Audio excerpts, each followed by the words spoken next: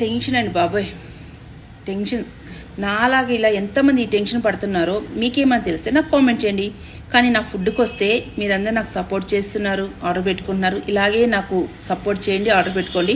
ఎవరికైనా కుకింగ్ కావాలి అంటే నాకు ఒక్కరోజు ముందు మెసేజ్ చేయండి. నా ఫ్యామిలీకి కానీ నా పిల్లలకి ఎలా వండుతున్నానో సేమ్ మీకు అలాగే వండి పంపిస్తాను. ఎందుకంటే మీరు కూడా నా ఫ్యామిలీయే కదా. ఐటమ్స్ కూడా అండి ప్రతిదీ కూడా నేను ఫ్రెష్గానే తీసుకొచ్చి చేస్తానండి. దాంట్లో మీరు డౌటే పడక్కర్లేదు. ఇంకోటి మీకు తెలియదు కాబట్టి మీరు అనుకోవచ్చు, కానీ నా పక్కన చుట్టుపక్కల అందరికీ అక్క నీ నీట్నెస్కి దండం అక్క అంటారు. ఎందుకంటే నేను అంతా క్లీనింగ్ చేసి నేను ఏదైనా కూడా ఆయిల్తో సహా నేను నీట్గా వాడతానండి.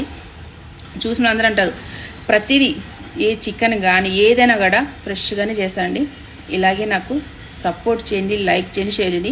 టెన్షన్ ఏంది అనుకుంటున్నారా? దీనికి వచ్చిందండి తిప్పలు.